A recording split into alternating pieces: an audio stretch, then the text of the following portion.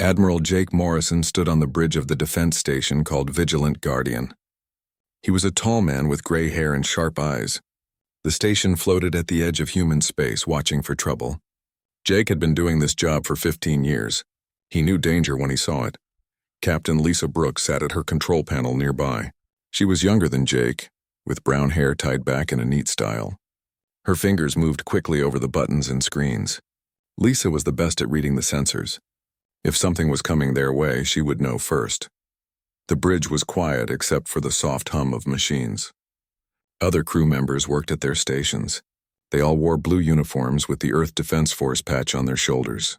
These people had one job: keep Earth and the other human worlds safe. Lisa looked up from her screen with worried eyes. "Admiral, I'm getting something strange on the long-range sensors." Jake walked over to her station. "What kind of strange?" "Big energy readings coming from the direction of Proxima Centauri." "Really big, sir. Bigger than anything we've seen before." Jake studied the numbers on her screen. His face grew serious. "How many ships?" 12 contacts, sir. Each one is about 3 times the size of our biggest battleship." Jake felt a cold feeling in his stomach. He had hoped this day would never come, but he had prepared for it anyway. "Are they heading our way?" "Yes, sir. They'll reach our border in about 6 hours. Jake pressed a button on his communication device. "This is Admiral Morrison to all stations. We have unknown ships approaching our space. Begin alert procedures." All around the station, lights changed from blue to yellow. People moved faster. Everyone knew what the yellow lights meant.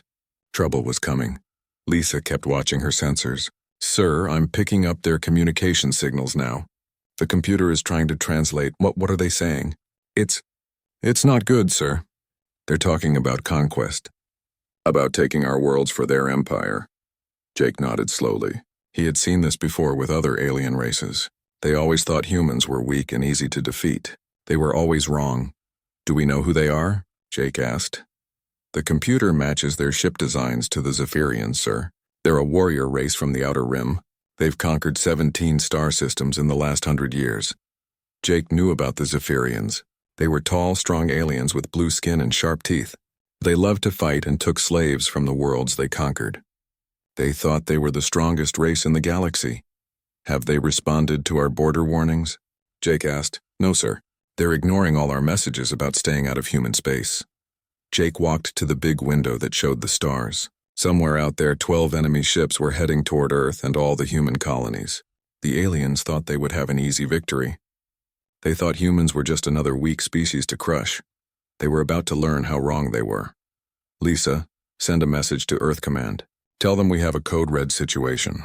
12 Zephyrian warships entering human space without permission." "Yes, sir." Jake pressed another button. This one connected him to Captain Maria Santos on the mining station called Harvest Moon. Maria was tough and smart. She ran the biggest mining operation in the outer system. "Maria, we've got company coming. Big alien ships. Are your people ready?" Maria's voice came through the speaker. "We've been ready for years, Jake. Just give us the word." "Not yet. Wait for my signal." Jake also called Lieutenant Commander Ryan Clark on the patrol ship Defiance. Ryan was young, but he knew his job well. His ship was small and fast, perfect for what Jake needed. "Ryan, I need you to start moving the outer patrol ships into position. Make it look like you're running scared." "Understood, sir. We'll put on a good show for them." Jake smiled for the first time that day. The aliens thought they were hunting sheep. They didn't know they were walking into a den of wolves. Hours passed. The alien ships kept coming closer. They sent messages demanding that humans surrender all their worlds. They promised to be kind to humans who gave up without a fight. They lied, of course. Zephyrians were never kind to anyone. "Admiral," Lisa said, "they're crossing our border now." Jake picked up the communication device that would send his voice to the alien ships. He spoke clearly and calmly. "Attention, Zephyrian vessels. This is Admiral Morrison of the Earth Defense Force. You are entering human space without permission. Turn around now or face the consequences." The answer came back quickly. The alien voice was deep and harsh. "Weak humans. We are the Zephyrians. We take what we want. Your small ships cannot stop us. Surrender now and we will make your deaths quick." Jake looked around the bridge. His crew was ready. They had trained for this day for years. Everyone knew what to do. "Zephyrian Commander, this is your final warning. Leave human space now." The alien laughed. We will crush your pathetic fleet and enslave your people. The Zephyrian Empire claims this system. Jake turned off the communication device. He looked at Lisa and the other crew members. They all waited for his orders. Well, we tried to warn them, Jake said quietly. Now they get to learn why nobody messes with human space. He pressed a red button on his command chair. All over the human territories, ships and stations received the same message. 3 simple words that meant war had begun. Execute Protocol 7. The trap was set. The aliens thought they were the hunters. Soon they would learn they were the prey. Humans had been preparing for this kind of fight for decades. Every ship, every station, every weapon had been built for one purpose, to destroy anyone who threatened human worlds. The Zephyrians were about to discover that entering human territory uninvited was the last mistake they would ever make. In the darkness of space, human ships began to move. The greatest military trap in history was about to spring shut. Lieutenant Commander Ryan Clark sat in the captain's chair of his patrol ship Defiance. The ship was small compared to the alien warships, but it was fast and well armed. Ryan was 32 years old with short black hair and steady hands. He had been waiting for this moment his whole career. His communication device buzzed with Admiral Morrison's order. Execute Protocol 7. Ryan smiled and turned to his crew. You heard the Admiral. Time to put on a show for our visitors. Sergeant Tom Wilson worked the ship's controls. He was Ryan's best friend and had served with him for 5 years. Tom made the ship's engines run at half power and sent out a distress signal that sounded very scared. Mayday, mayday. This is Patrol Ship Defiance. We are under attack by unknown alien vessels. Our weapons are damaged. We need help. The message was fake, but it sounded real. The aliens would think the humans were already beaten and running away. On the mining station Harvest Moon, Captain Maria Santos heard Ryan's fake distress call. She was a short woman with red hair and a quick temper. She had been mining asteroids for 8 years and knew every rock in the system. Maria turned to her crew. Everyone remember your jobs. We need to look helpless and scared. Her people began sending out their own fake messages. They called for help and said their weapons were broken. They made it sound like they were about to surrender. The Zephyrian ships moved closer. Their commander, War Chieftain Vex Thaler, was very pleased. He was a huge alien with blue skin and silver armor. He had conquered many worlds and always enjoyed easy victories. These humans are even weaker than we thought, Vex Thaler said to his officers. 3 of our ships will capture that mining station. The rest will hunt down their fleeing vessels. The War Chieftain did not know that every human ship and station was exactly where it was supposed to be. He thought he was winning, but he was really walking into a trap. Deep in the asteroid belt, Sergeant Amy Foster watched the alien ships on her screens. She commanded a hidden weapons platform called Deep Strike. The platform looked like a big rock, but it was really full of missiles and energy cannons.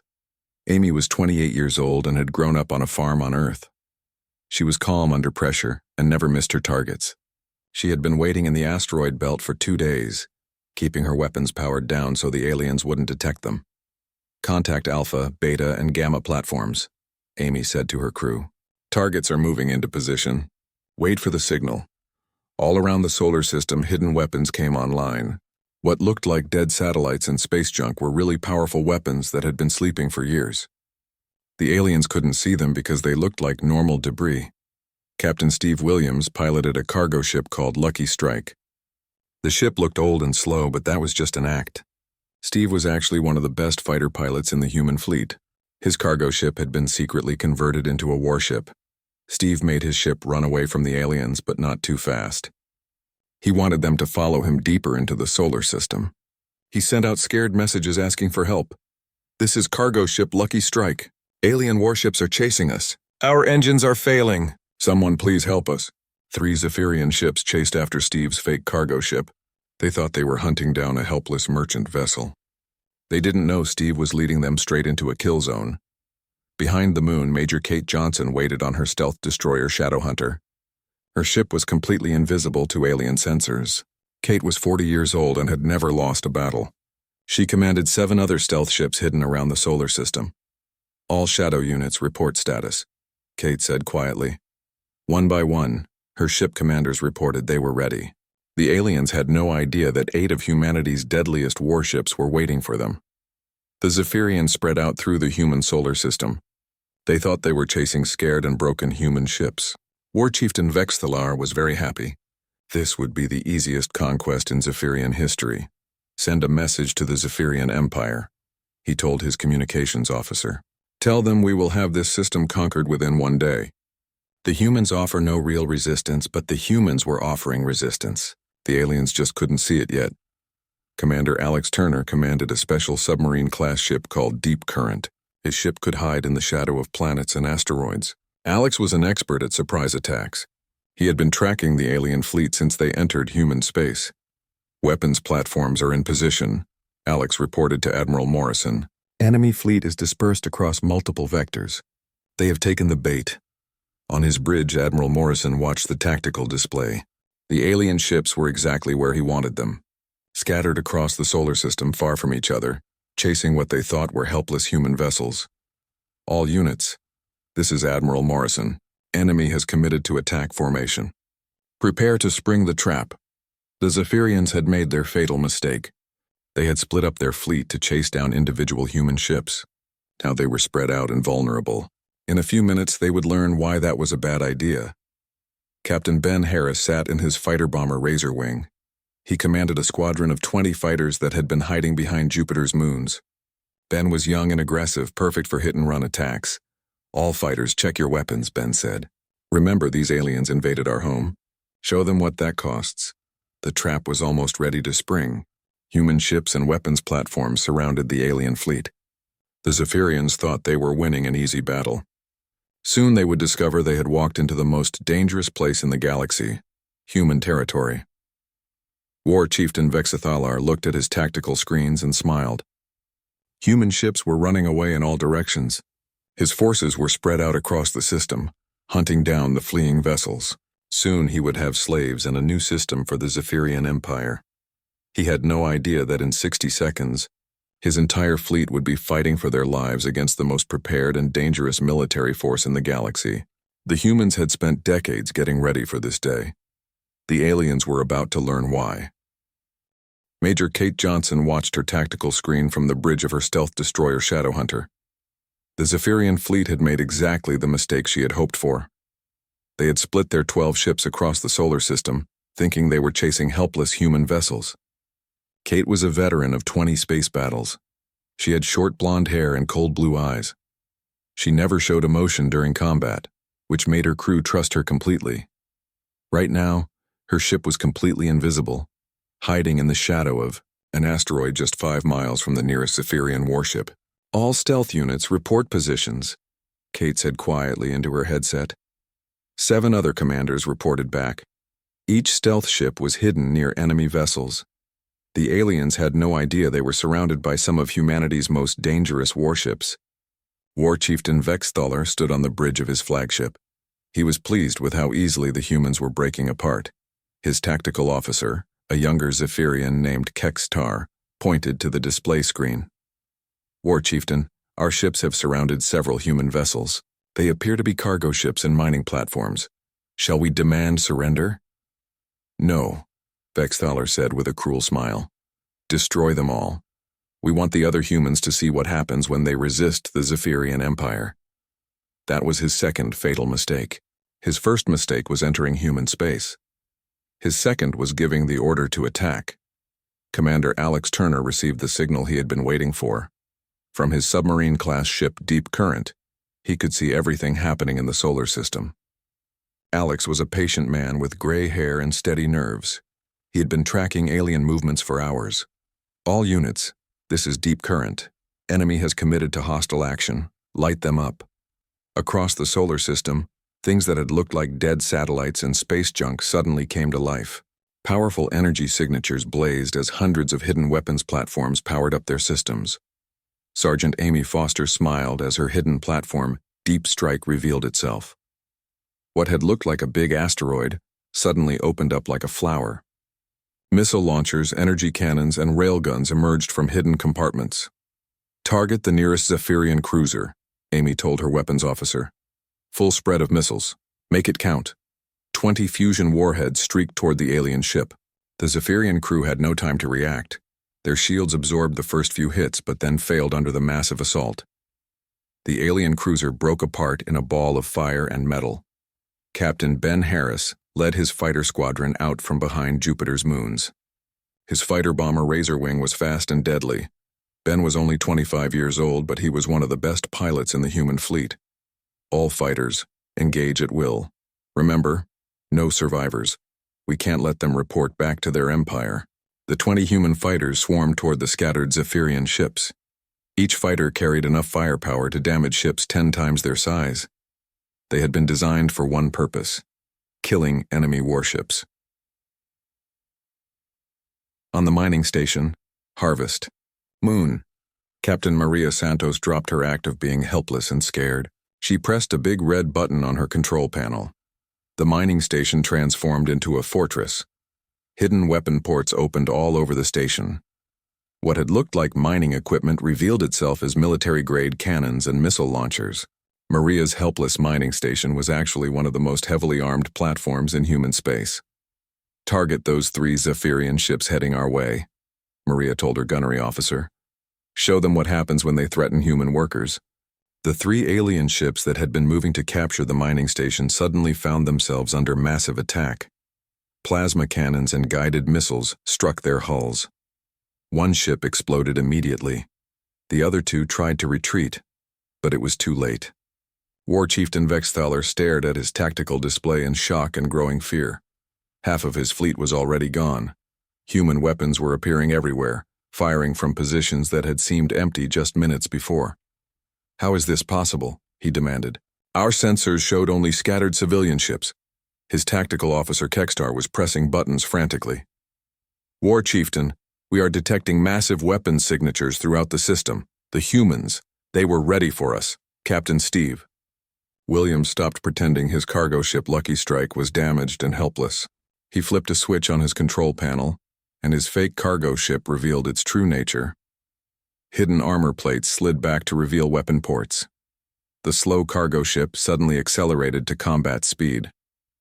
Steve was an expert at this kind of deception. His ship looked like a peaceful merchant vessel, but it was really a Q-ship, a warship disguised as a civilian craft. He had 3 Zephyrian ships chasing him, thinking they were hunting easy prey. "Surprise," Steve said as he spun his ship around to face his pursuers. The Lucky Strike's hidden weapons opened fire. Plasma bolts and missiles streaked toward the shocked Zephyrian ships. They had expected to capture a helpless cargo vessel. Instead, they found themselves fighting one of humanity's most dangerous warships. Major Kate Johnson decided it was time to reveal her stealth ships. "All shadow units, decloak and engage. No mercy." 8 stealth destroyers suddenly appeared throughout the solar system. They had been invisible, waiting in perfect ambush positions. Now they opened fire with everything they had. The Shadow Hunter fired a full spread of antimatter torpedoes at the Zephyrian flagship. Each torpedo carried enough destructive power to level a city. Kate watched with satisfaction as the enemy ship's shields failed, and its hull began to crack. Lieutenant Commander Ryan Clark stopped running away and turned his patrol ship Defiance around to fight. His small ship was fast and well-armed. Ryan was an expert at hit-and-run tactics. "All right, boys," Ryan told his crew. "Time to show these aliens why you don't mess with human space." The Defiance streaked toward the nearest Zephyrian ship, firing missiles and energy weapons. The alien crew had thought they were chasing a frightened patrol boat. Instead, they found themselves fighting a dangerous enemy that knew exactly how to hurt them. All across the solar system, the same scene was playing out. Ships and stations that had seemed helpless revealed themselves as deadly weapons of war. The Zephyrians found themselves surrounded, outgunned, and fighting for their lives. War Chieftain Vexthaler realized he had made a terrible mistake. The humans hadn't been running in fear. They had been positioning themselves for the perfect ambush. Every retreat had been calculated to draw his ships into killing positions. "Send a message to all ships," he shouted. "Full retreat. Emergency jump to hyperspace." But it was too late. The human trap had closed completely. There was nowhere left to run. War Chieftain Vexthaler watched in horror as his fleet died around him. His flagship shook under the impact of human antimatter torpedoes. The bridge filled with smoke and the smell of burning metal. Half of his crew was already dead. "War Chieftain," His tactical officer Kextar shouted over the noise of explosions. "We have lost 8 ships. The humans are everywhere. They were waiting for us." Vexthalar had commanded Zephyrian fleets for 30 years.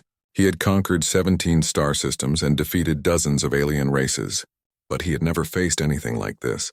The humans fought with a cold, calculated fury that terrified him. Commander Sarah Mitchell brought her heavy cruiser Iron Fist out from behind the gas giant Neptune. Her ship was one of humanity's most powerful warships, armed with weapons that could crack planets. Sarah was 45 years old with silver hair and ice-cold determination. "Target the Zephyrian flagship," Sarah told her weapons officer. "Full power to all batteries. I want that ship destroyed." The Iron Fist's massive guns opened fire. Plasma bolts the size of buildings streaked across space toward the alien flagship. Each shot carried enough energy to power a city for a year. The Zephyrian ship's shields flared and began to fail. 5 other human cruisers emerged from behind Neptune's moons. They had been waiting in silent running mode, their engines cold and their weapons powered down. Now they revealed themselves as the hammer that would crush what remained of the alien fleet. Captain Tony Rodriguez commanded the missile frigate Stormbringer. His ship was smaller than the cruisers, but it carried more missiles than any other vessel in the human fleet. Tony was a quiet man who preferred to let his weapons do the talking. "Launch all hunter-killer missiles," Tony ordered. "Target every Zephyrian ship trying to escape. No one gets away." Hundreds of smart missiles launched from the Stormbringer. Each missile had its own computer brain that could track and hunt enemy ships across the solar system. Once fired, the missiles would never stop hunting until they found their targets. War Chieftain Vexthalar tried desperately to rally what was left of his fleet. "All ships form up on my position. We must break through their lines." But there were no lines to break through. The humans were everywhere, attacking from every direction at once. This wasn't a battle. It was an execution. Lieutenant Colonel Dana White coordinated the human attack from the command ship Hammer of Sol. She was a brilliant tactical officer who could see the entire battle at once. Dana had been planning this operation for 5 years. "All units, begin final phase," Dana announced. "Time to finish this." Deep in the asteroid belt, mining charges that had been placed years ago suddenly detonated. Thousands of tons of rock and metal exploded outward, creating a deadly cloud of debris that moved at incredible speed toward the remaining Zephyrian ships. The aliens found themselves caught in a storm of flying rocks and metal fragments. Their ships' hulls were torn open by impacts from debris moving faster than bullets. What had seemed like a normal asteroid belt became a weapon of mass destruction. Captain Nick Parker led a wing of human fighters in hunting down Zephyrian escape pods. Nick was a cold-blooded pilot who followed orders without question. His job was simple: make sure no aliens survived to tell their empire about human military capabilities. "Remember your training," Nick told his pilots. "Any alien who enters human space uninvited doesn't leave alive. No exceptions." The human fighters systematically destroyed every escape pod they could find. The Zephyrians had expected humans to show mercy to defeated enemies. They were wrong. Humans showed mercy to friends, not to invaders. War Chieftain Vexthalar's flagship was dying around him. The bridge was on fire and most of his crew was dead. He could see through the smoke that only 2 of his 12 ships were still fighting. The others were gone, destroyed by human weapons.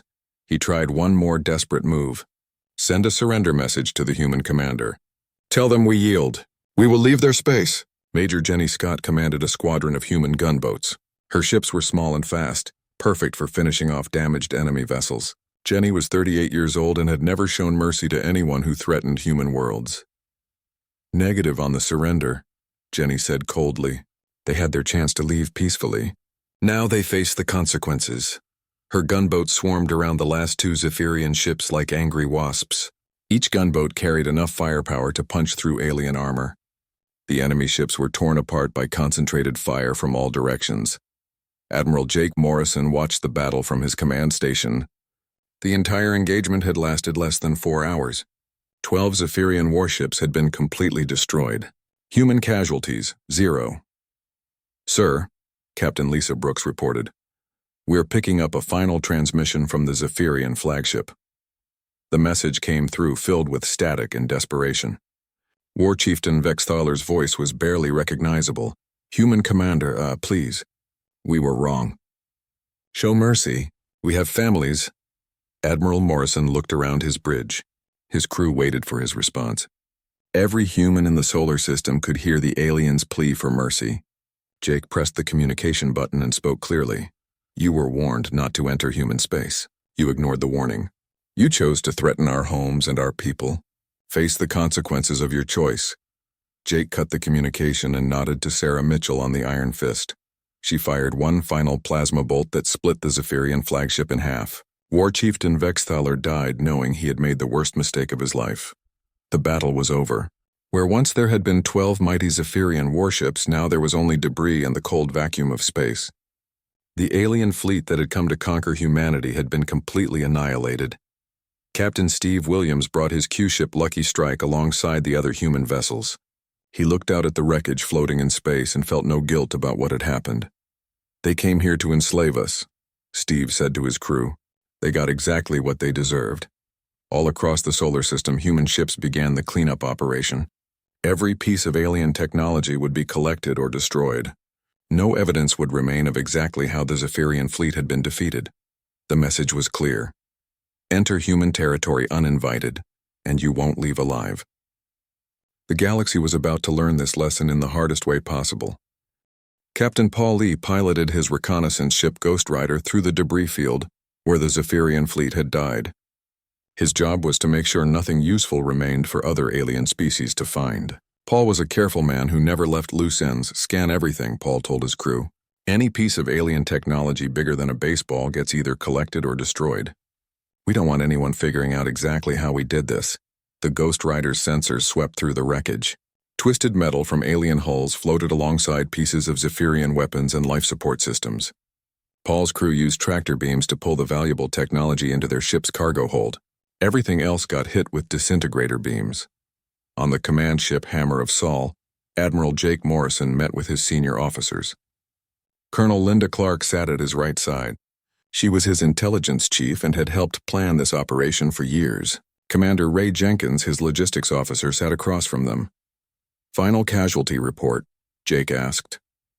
0 human deaths, Linda replied. 18 minor injuries from the battle. All ships and stations report full operational status. Jake nodded with satisfaction. The battle had gone exactly as planned. 12 enemy warships destroyed. 0 human losses. It was the kind of victory that would be remembered for centuries. How long did the engagement last? Jake asked. 3 hours and 47 minutes from first contact to final enemy destruction, Ray reported. The aliens never had a real chance once they split their forces. Dr. Emma Stone, the fleet's expert on alien psychology, joined the meeting. She was a small woman with intelligent eyes who understood how other species thought. Emma had studied the Zephyrians for years. Admiral, I've been analyzing the Zephyrian battle communications, Emma said. They made the same mistake that most aggressive species make when they encounter humans. Which mistake is that? Jake asked. They assumed that because humans appear peaceful and diplomatic, we must be weak. They saw our warnings as signs of fear rather than genuine attempts to avoid conflict. Jake smiled grimly. They learned the truth too late. Emma nodded. The Zephyrians are outward a typical warrior culture. They believed that strength meant always attacking first and showing aggression. They couldn't understand that real strength sometimes means being ready for war while hoping for peace, Captain. Carl Brown commanded the communications ship Voice of Earth. His vessel carried the most powerful transmitters in human space. Carl was getting ready to send a very important message to the galaxy. Admiral Morrison, we're ready to broadcast on all known alien communication frequencies, Carl reported. Jake stood up and walked to the big window that showed the stars. Somewhere out there, other alien species were probably planning their own attacks on human space. It was time to educate them. Send the message, Jake ordered. Carl pressed several buttons on his control panel. The Voice of Earth's transmitters powered up to full strength. The message would reach every corner of the galaxy within a few days. This is the Earth Defense Force. Carl's voice went out to the stars. The Zephyrian fleet that entered our space has been completely destroyed. This is human territory. You are not welcome here. Any unauthorized entry will result in your complete destruction. You have been warned. The message was simple and clear. Humans didn't want to conquer other worlds, but they would defend their own territory without mercy. Admiral Morrison looked out at the debris field one more time. The wreckage was already being cleared away by human salvage ships. Soon there would be no sign that a battle had ever taken place here. Jake thought about all the years of preparation that had led to this moment. Every human military base, every weapon platform, every ship had been designed with one goal: protect human space from any threat. The galaxy thinks we're peaceful because we don't go around conquering other species, Jake said to his officers. They don't understand that we're peaceful by choice, not because we're weak. Colonel Linda Clark nodded. Every species we've ever made contact with has tried to test us eventually. They always assume we're easy targets.